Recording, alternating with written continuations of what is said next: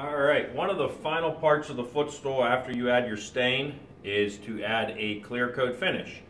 We stated in the last video that the importance of the stain is to add color to your project, but that doesn't add a protective layer. It doesn't add a protective coat to your project. So you always have to add a clear coat. The only way that you don't have to add that is if you use a clear coat and stain mixed together. So on this specific project, we did it in two separate things. We did a stain coat and then we'll do a clear coat. The clear coat not only brings out the beauty of the wood, it also protects the wood from when you step on this, or protects it from water, or if you were to take pledge on a dust rag and wipe this right now, it would actually wipe a portion of your stain off. The stain needs to be sealed in. It's just like this is all this is a dye. All you've done was take and put a color to the material. So in order to add a clear coat, what we're going to put on is a coat of just Danish wood oil, and you just wipe this on. There's a couple different ways that you can apply finish. The first way is through an oil. The second way is a polyurethane. And then another way would be spraying it on with a spray gun and using a lacquer-based product, which is a solvent-based, which almost flash dries. So there's benefits and there's not benefits to either one. So when you get into spraying furniture, you're looking for speed, but you're also looking for it to lay properly and lay and get into areas that you may not be able to get into with wiping something on or brushing it on with a brush.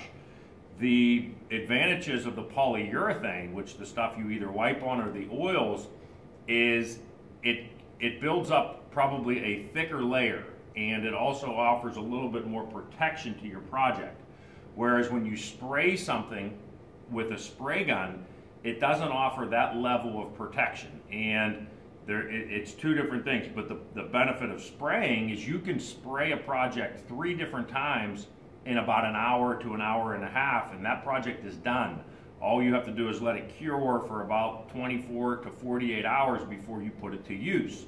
So many times when they spray things, they're doing it in factories. They don't have time to let this polyurethane or this oil dry 3 separate times. So if they have guys in a factory working, if somebody has to wipe this on with finish, they're not going to send that guy home for the day. He's going to wipe that on with, he's going to spray this. He's going to spray probably 100 of them. He's going to come back to the original one, do a light sanding, and spray it again. Where if he put polyurethane on 5 or 6, 7 stoles, number one, it takes a lot longer. Number two, you have to wait at least 24 hours for it to dry so that it cures. Now, we are going to wipe this on today, and then what I do is I end up mixing a little bit of this Danish wood oil with some polyurethane together in I do about a 50-50 mixture, and then I put that on the second day, and then I let that dry, and then I come back and do a third coat.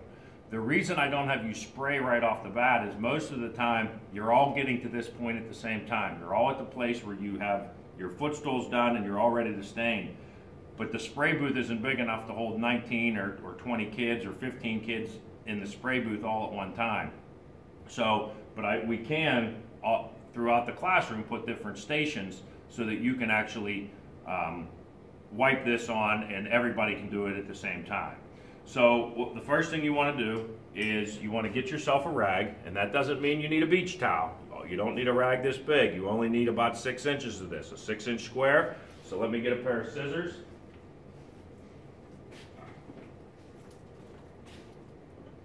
And all you want to do, it's just a t-shirt. You want to try to use something that doesn't have a lot of lint to it. So you wouldn't want to use like a inside of a sweatshirt or something like that. A t-shirt, while it has lint, these are older t-shirts that have been through the wash several times. They're just been turned into rags.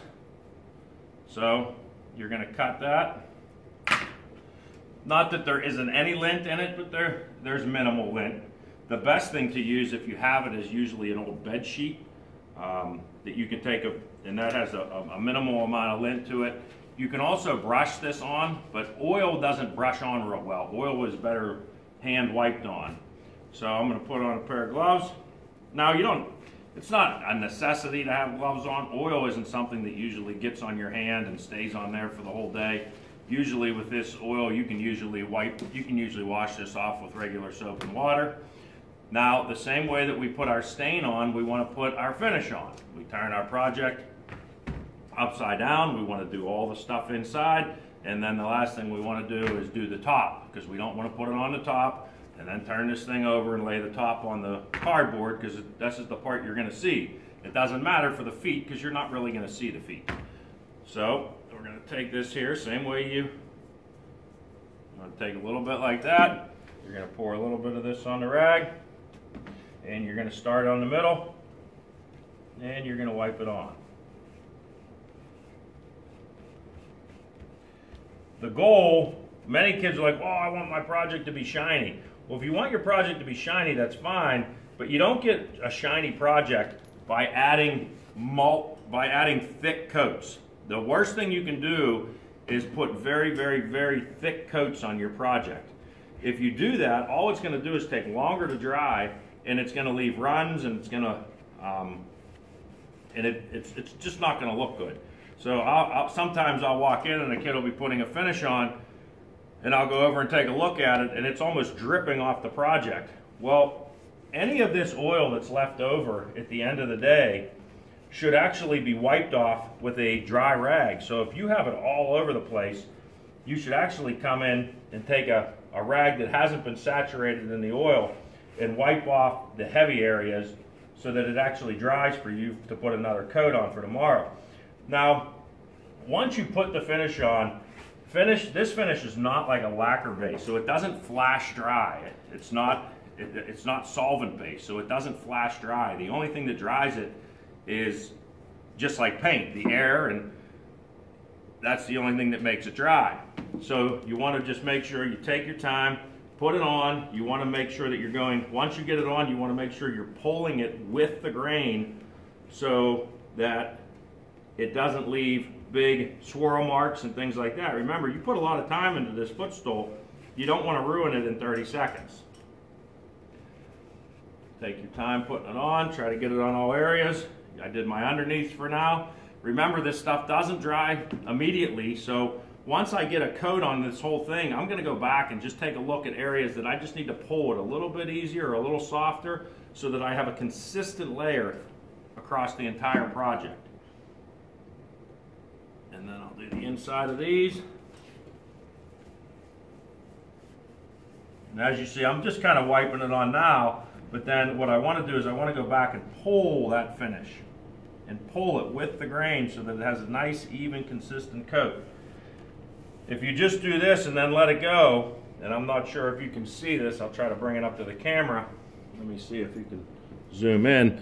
There's areas on this that are not as consistent as others, and that's why you want to come back and pull that finish off very lightly. And you want to just kind of nice and easy with the grain, keep your rag wet with the grain, and pull that finish onto the project. Make sure you get underneath your feet. The reason you want to do that is if this is sitting on a kitchen floor and it runs across a little bit of water, you don't want that stain, or if you have it, you put it back on carpet, you don't want that stain to transfer over into your carpet. So once you seal that, the stain's kind of sealed in underneath of that layer.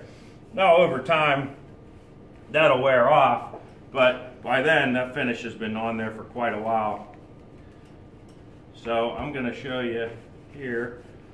Let me just do the top real quick for you guys. Make sure you get inside your semicircles. In order to do this and to wipe on finish, they take about, I don't know, 15-20 minutes to get a good coat on. You want to make sure you're getting all your corners just like you did with your stain. You want to make sure you get all areas, and then go back and just take a look at it. Make sure you look at what you're doing. Don't just rub the rag around as if you think you're getting it. You want to make sure that you take a look at all areas and that you've come in contact and done every area of the entire stool. Once you do that, you're going to do your outside of your legs. Then the last thing you'll do will be the top. I'll show you the top because I can still do the outside of the legs with it faced like this. And then I'm going to pull everything off. Move this out of the way.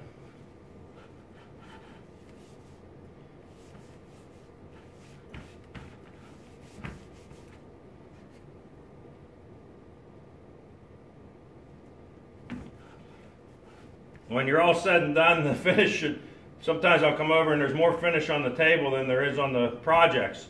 Make sure you concentrate. You don't want to pour it all over your hands and all over the table.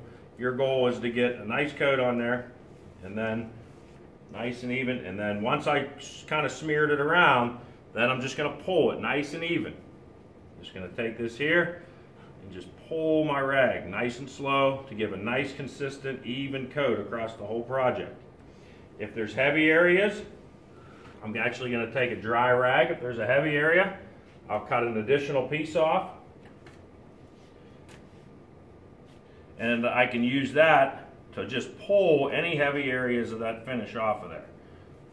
So I'm going to take it like this.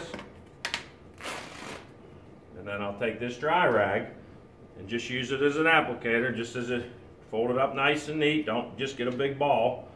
And then take it like this and just, you want to pull that finish so that it's nice and even.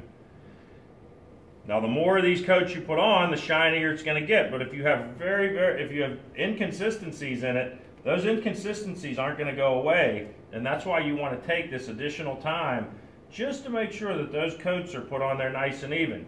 If you think about it like painting a wall on your house, you don't just sit back and throw the paint on the wall from a distance. You take your time, you put it on the roller, and you apply it in nice even strips so that it looks good.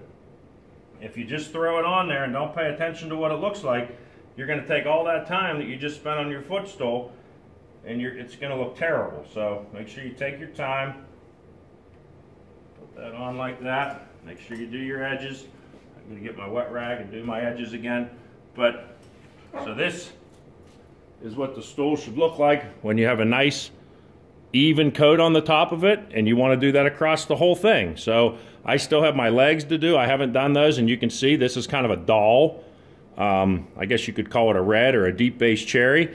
And then as you can see, when you do the top, it shines it up a little bit. It puts an oil coat on it, and then the next coat I put on will be a polyurethane and oil, and that'll just add one more layer of protection to that footstool instead of just an oil rub.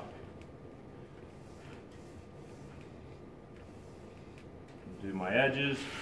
Then if you have to, like I said, you've got time to play with this stuff.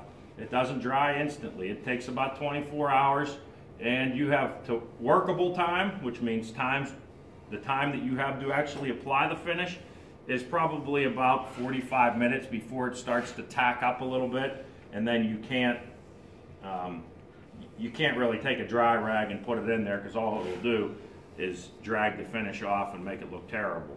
So I'm going to go ahead and finish this. Remember, I still have to do my legs. The last thing I'm going to do before I put this back into the drying room is just double check, re-look. Did I get all my areas?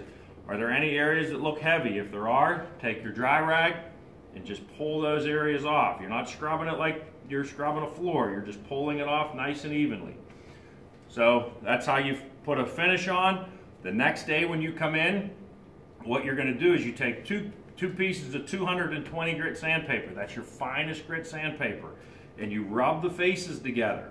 What that does is knock the real rough abrasion off of the sandpaper. You hit the whole stool very easily. You dust it off, and then you put your second coat on. What that does is actually overnight, believe it or not, we're in a wood shop. This place doesn't stay dust free. I have kids working in here all the time. And just the regular dust that you get in your house or falls on your dresser, we get the same dust. And when that falls on top and lays inside the finish, you don't want to put another coat on top of that dust. What you want, that's why you take and you lightly sand that, and that knocks the dust off. You wipe it off with a dry rag, and then you can put your additional coats on. You can also use a tack cloth, and a tack cloth is a cloth that's sticky, and you take it and you rub that on there, and that pulls the dust off that you created from sanding.